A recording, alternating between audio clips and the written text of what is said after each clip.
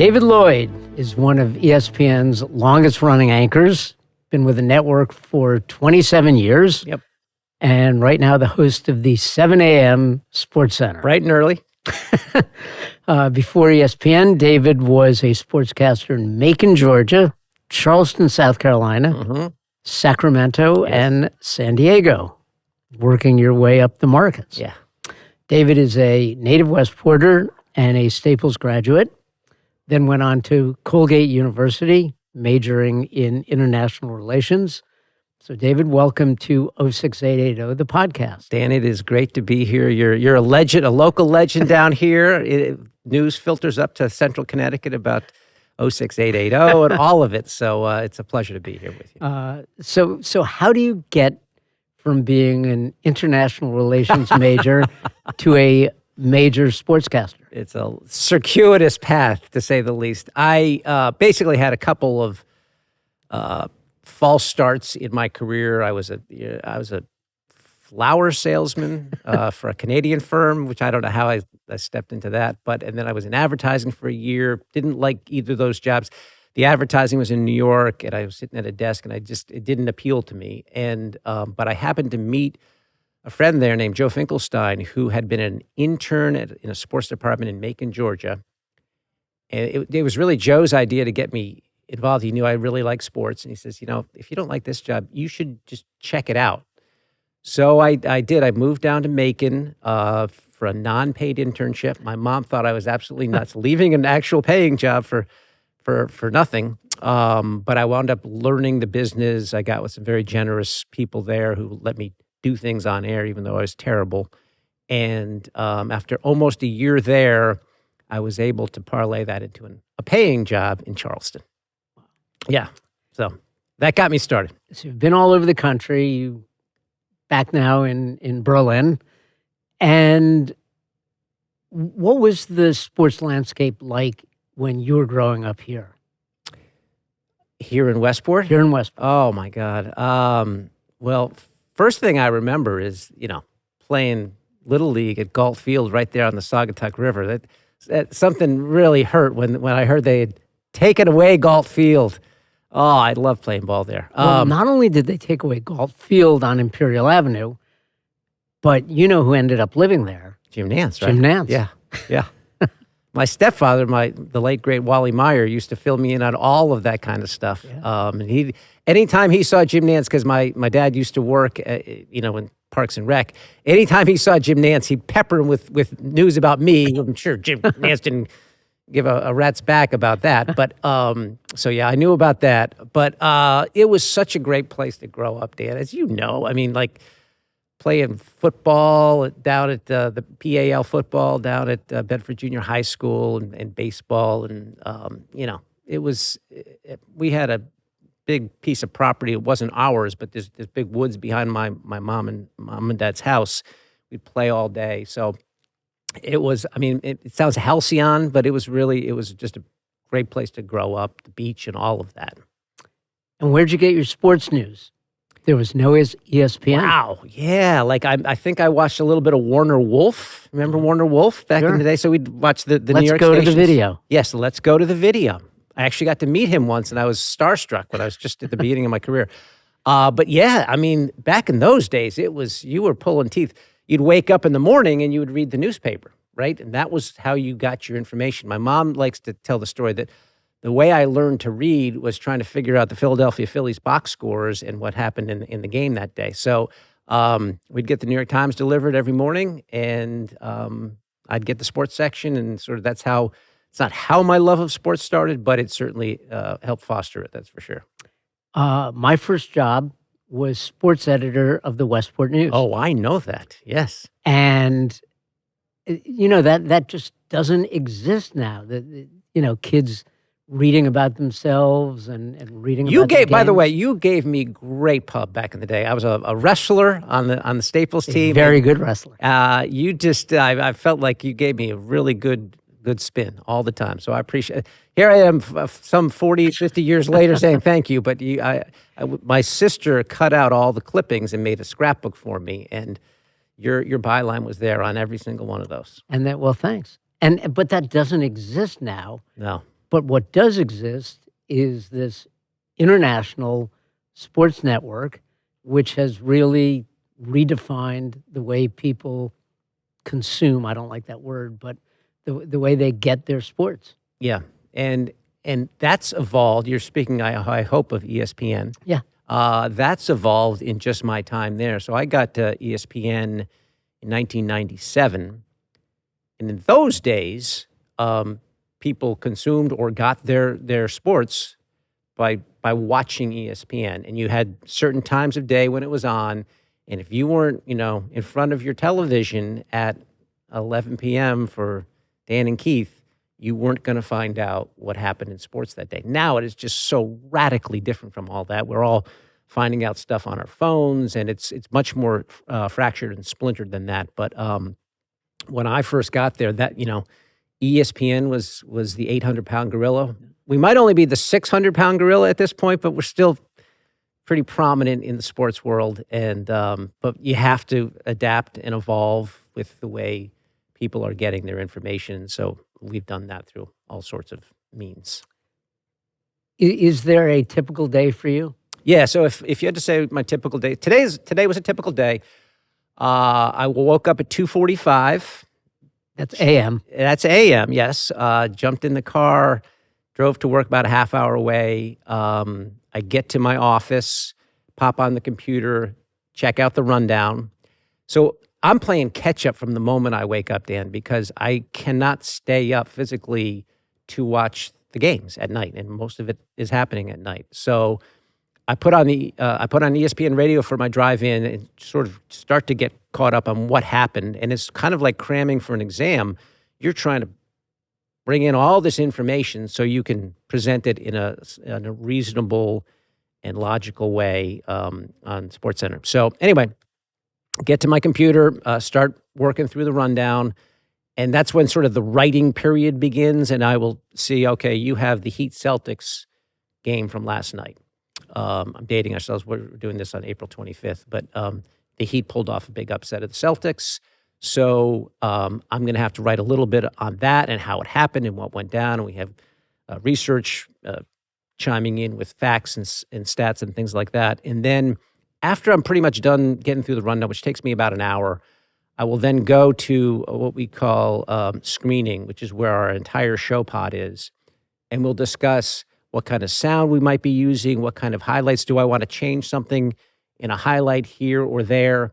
And we'll sort of go through the show in that respect. And I get to put in my 2 cents. I'm certainly not the answer man. The producer is the person who's driving the boat. But I can chime in once in a while. And then I'll start to look through the video of our highlights and write down my notes. Or if you've got a joke or a funny line you want to put in, you go through all that. Then I run back to my office and I get dressed. I usually show up like just in civilian clothes, but then I got to put on a suit and tie. And then I run back to, you're running all over. ESPN's a big campus, so I'm probably logging a mile in the morning, just going back and forth to places. And go to makeup, get my makeup on, get my hair combed or whatever it has to be, and then run out onto the set and start doing your thing. So it's not a long day, but it's a crammed day. There's not a wasted moment or time to really reflect on anything. You're just sort of all systems go for 5 or 6 hours until you're done. And it looks seamless. I hope so. Sometimes it's the duck, right, that looks beautiful, and then underneath the paddling like hell. Yeah, exactly. It's supposed to look that way. Most of the time, I mean, we have unbelievable professionals at ESPN. I love the people we work with. So they do a great job. Sometimes it goes off the rails, and that's not a good thing. Today we had a nice, smooth show. So we always do a sort of a debrief meeting afterwards, and sometimes that can be a little acrimonious if the show doesn't go well. Today it was great. We had a great show, and everyone walks away feeling good. What is the biggest train wreck when you say went off the rails? Okay, I got one that clearly sticks with me to this day. I was with a producer who would actually quit the business like 9 days later. But he said to me in my ear while we're doing live television, he goes, "We've got a trade for you, a potential trade. It hasn't happened yet, but and he rattled off a few names. He goes, I'll get you hard copy. I'll get you a script, and it'll be in prompter. I'm like, okay, because I didn't catch all that. Okay. So the script never came. The prompter never came. This was early on in my career. And I remember they just popped me up on camera. I didn't have anything to say. I'm like, we have it. And it's like how time sort of expands and contracts. It seemed like I was on there for about an hour and a half. It was probably 15 seconds, but I didn't have any. And I'm waiting because they can speak to you in your ear and say, okay, it's this guy for this guy, Mets and the Orioles, whatever. Like, he didn't say a word. He froze and just completely left me out there to dry. And he came up to me and apologized profusely afterwards. But, the damage was done. Yeah. I mean, and so this is 20 years ago, and I still remember that moment. And people don't care about the producer. They care about They have no idea that there is a producer. Yeah. It's just, look at that idiot up there not speaking or doing anything while he's on camera. So it hasn't happened like that in a long time. I think I probably would have handled it a little bit better with the seasoning I've had today, but back then I didn't do a good job. I probably could have stammered out something. But every once in a while you get into one of those spots on live television where it doesn't go as you want it to. That's for sure. Some guy chirping in your ear. Yeah. What's the when you look back on all the moments you've had, what are some that stand out for good reason? Oh, wow. You get to talk to so many unbelievable people. I would say that's probably one of the best parts of my job. Now, what I'm doing now at 7 a.m., there's not a lot of people coming to ESPN to pop in at that hour, but I've done a lot of shows later on in the day where I remember one time I was finishing up an interview with Kareem Abdul-Jabbar, and, just one of the all-time legends in the NBA. And somebody walks into the studio behind me, and Kareem, at the end of the interview, we're off carrying, hey, what's up, Poppy? And it's David Ortiz, and they're having a moment, and I'm in the middle of it. I'm like, what am I doing here? So you get those kind of moments where you can't believe you were there. Also, when there's huge breaking news, it's an incredible responsibility, but I remember when the whole scandal broke with Joe Paterno and Sandusky at Penn State, and we were on the air for 5 straight hours, just, seat of your cuffs television, trying to figure it out, ad-libbing your way through. And you had some information, not a lot, and you had to sort of weave a narrative and do interviews off the cuff and get it right. Hopefully get it right, yeah. But it's also one of those sensitive topics, and so awful that you're sort of on edge about that the whole way too. It's not talking sports; it's talking, real life. Real life. But those, when at the end of the day, those are really the important moments that you feel like you've had in your career. Is things like that. And in terms of personalities, who stands out as larger than life, better than life, worse than life? Oh boy, there have been some. Maybe not at. First of all, the people that we have as analysts at ESPN are just salt of the earth, great people. But I've had, anyone who does anything has had run-ins with people, athletes. Like, covered Barry Bonds when he was with the San Francisco Giants, and he could be sunny and bright as day and a nice fella, and he could be the nastiest person you ever met. And it just depended on what Barry's mood was at the time. But people like that, most people you meet are pretty good. I mean, athletes can be tough on certainly local media. If you've got the 4 letters ESPN on your mic flag, you usually have a better chance of getting the friendlier side. But if you're local media, which I was for the first 10 years of my career, you're sort of there hat in hand hoping to get an interview. And I remember Mark McGuire, you'd say something to him and he'd just walk by you like you weren't there. So you can see the bad side of people. And so the idolatry sometimes of professional athletes, I lost a long time ago because you get to see it up front and center. Yeah. Berlin, Connecticut. Canton, Connecticut, yes. Well, you're in Canton. Oh. You live in Canton, but... Yeah, Bristol, yes. Bristol. Yes. Bristol. Yeah. As bad as everyone says, as the comedians say? No. I have a soft spot for Bristol. I mean, Bristol has some bad parts to it, I guess. But it's also a pretty good little town, and it's been a great town for ESPN. ESPN and Bristol have this marriage forever. You know, they started ESPN with just a couple of double-wide trailers, and the campus has expanded, and they've sort of eaten up neighborhoods around them to this sort of like Google, Apple type corporate campus. But we have a pretty good relationship with the city of Bristol. So I guess there are some bad areas. I don't spend a lot of time in Bristol. I go drive into it and come out. But I don't really have anything negative to say about the town or the people. I've spent a lot of time in the schools there talking to kids and stuff, and they're fine people just like anyone else. So. And it's a fun camp. It's a great campus. It really is. It sure is. Yeah, they've done amazing things. They have basketball courts and gyms and state-of-the-art cafeteria, and they have daycare on campus, and all these little bells and whistles that we didn't have when I first started there.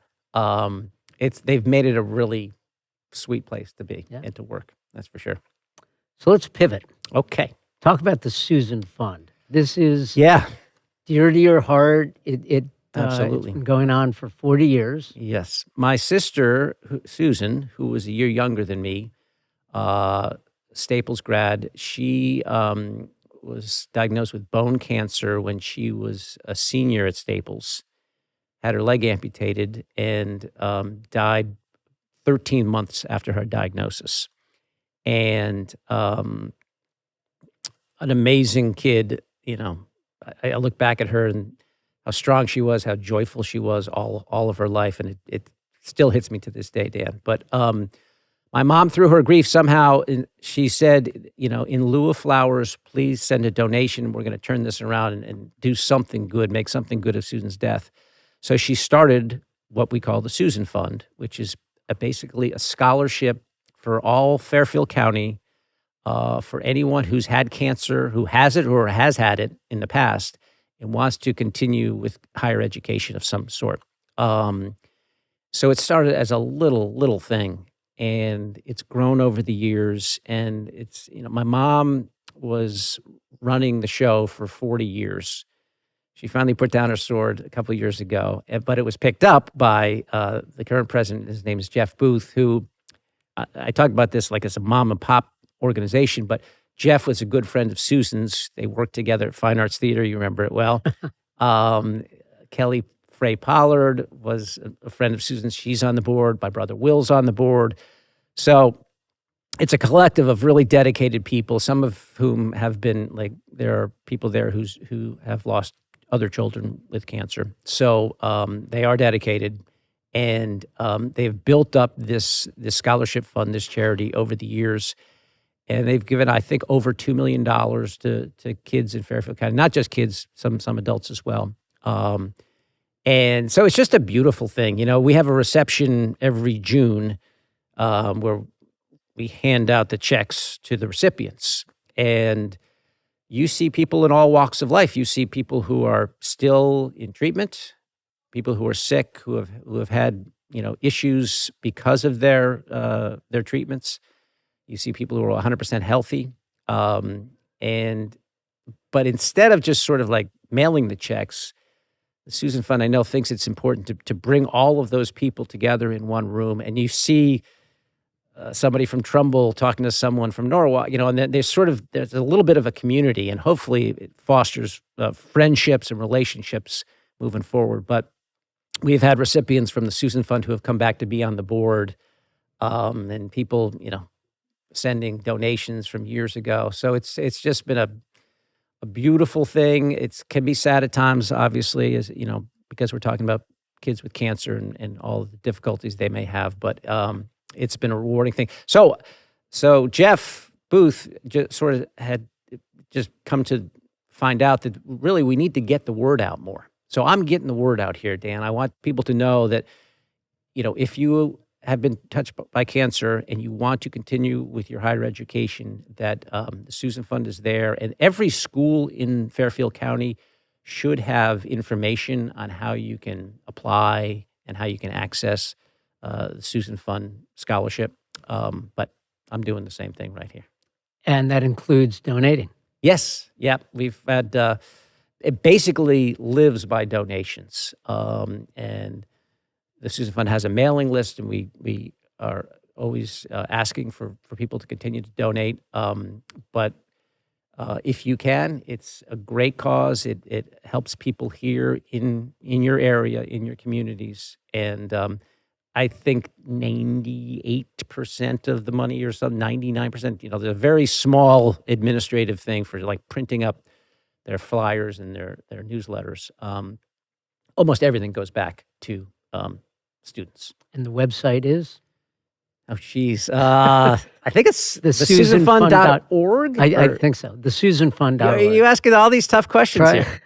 Try that, and if it doesn't work, just Google the Susan Fund. Google the Susan Fund. Something will kick up. Right. I promise you.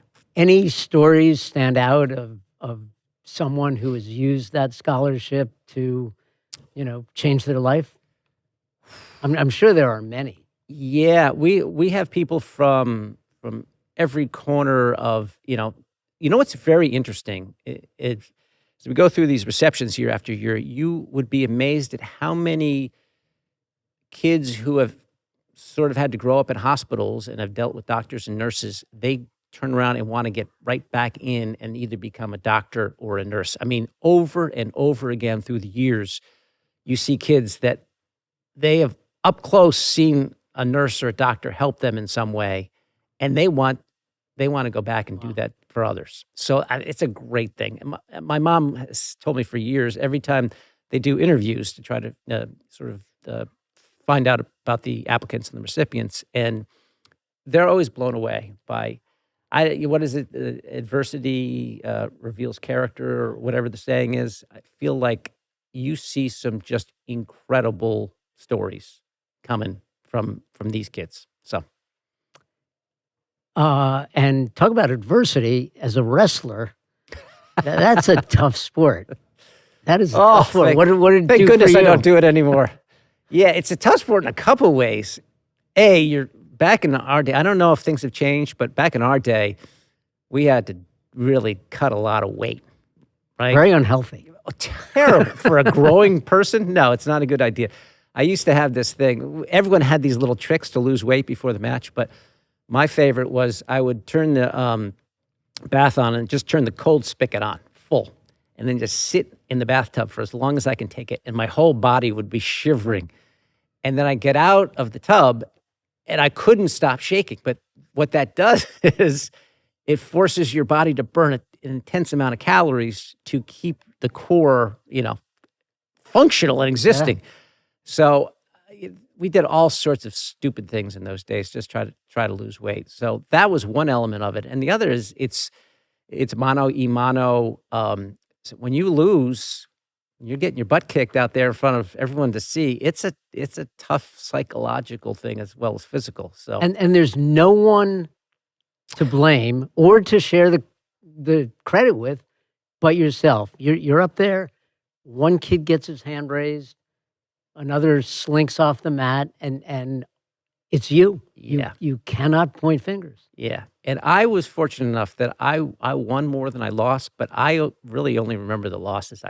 There was a big match my senior year, and we'd wrestle in the afternoons because basketball was the king and wrestlers were sort of shunted off to whatever time slot they got. But one big match, we got the night match, and I think it was Danbury or Trumbull. I can't remember what it was, but this kid, I was beating him. I was up 6-1, Dan. Third period. I'm a senior, I'm supposed to win this match. And I got caught and stuck on my back. And I don't know how long the periods were, but I was writhing and struggling to stay out of the pin for almost the whole period. And then with like 10 seconds to go, you hear that awful, man, and you're done. And you're looking up at the lights, and the place is silent because it's a home match. And that still sticks with me to this day. Yeah. Those matches. So yeah, I give wrestlers so much credit for what they do. And they also, this is really interesting. After a match, you'll lose to this kid. You will ask him what he did, and he will teach you the move that he beat you with. Yeah. It's a really interesting community. So how does your experience as an athlete inform what you do now today on the air? Well, thank you for calling me an athlete. I appreciate that. I was just a high school wrestler. I think, growing up in sports, everyone has sort of a sense on a small scale of what pro athletes are experiencing on a big scale. Sports are so great. I mean, in so many different ways, as far as, the community, the brotherhood when you're on a team, and the lessons you get taught, because, instantaneously you're either winning or you're losing, and if you're winning, you have to handle it right. And if you're losing, you have to keep your chin up. So it's like constantly teaching you things. So my slight experience as an athlete basically would tell me, like, in some ways how it must feel, but on a much larger scale for a professional athlete with his living on the line and with all the popularity and spotlight on them. But yet it's the same kernel of emotion and feeling, right? That you're winning, you're losing, you're triumphing, whatever it may be. Yeah. So what's ahead? For ahead me? For you and ahead for ESPN, both. Well, I'm one of those people who's not really good at like the business side of things. I don't know what's ahead for ESPN. I think we have an unbelievable brain trust that has guided us through. The waters have been choppy over the last 10 years. There's been a lot of layoffs at ESPN. We remain we jokingly call it the worldwide leader, but that's that's the way we refer to ourselves because that's who we are basically. So very confident about the course they've charted for us. Hopefully things continue to go. As for myself personally, 62 years old. I have a good 3.5 years left on my contract. I'm in a position, Dan, where I love what I do. I love who I work with. I don't have a lot of grand aspirations from this point. I'm very happy in my little spot. I've made peace with the fact that I wake up really early in the morning, and hopefully I'll still feel that way in a few years. But pretty happy with where I'm at right now. Great. You can't ask for more than that. No. Can't ask for more than that. So last question, you've come down from Canton. Mm-hmm. And your mom is still here. You're going to visit her. Yes. What's it like coming back to Westport? That's a great question. So, I was painting this rosy picture of Westport back in the day, and, Fine Arts Theater and Arts Deli and Schaefer's Sporting Goods and all those places. I feel like a little bit of a hayseed coming to town these days because it's much more fast-paced, certainly than the community that I live in now. But even, I think, to the Westport that I remember. I don't know how you feel, but you'd be a much better judge of it than I. But I'm just like, if I have to get out of the Trader Joe's parking lot, I'm white knuckling my way. I mean, there's people who are in a hurry, and it's a beautiful town. I love the town. I've got a great history here, but you got the beach, and the homes are incredible, and the neighborhoods and everything. So and there's so much to do here in Westport. I love coming back. My brother still lives here. My mom lives in the house that we grew up in, that we moved into in 1965. So, it's definitely close to my heart in so many different ways. So I love coming back. Well, we are glad you're here. Thank you for coming down early this morning, but you've been up a lot longer than I have. And David Lloyd, ESPN. Can I ask you a question? Sure. Because you're the de facto Westport historian. I had this discussion with somebody the other day. What restaurants are still here from our day? Like say from that have been here back to 1970. Definitely two. Okay. Gold's. Yes. Okay. And Viva Zapata. Yes. Was Dunville's here in 1970? And Dunville's. Dunville's was sort of that era. It's just 40. It's just celebrated its 40th. Okay. So, and they've been sort of not taken over, but they're now part of the little pub ownership. Okay.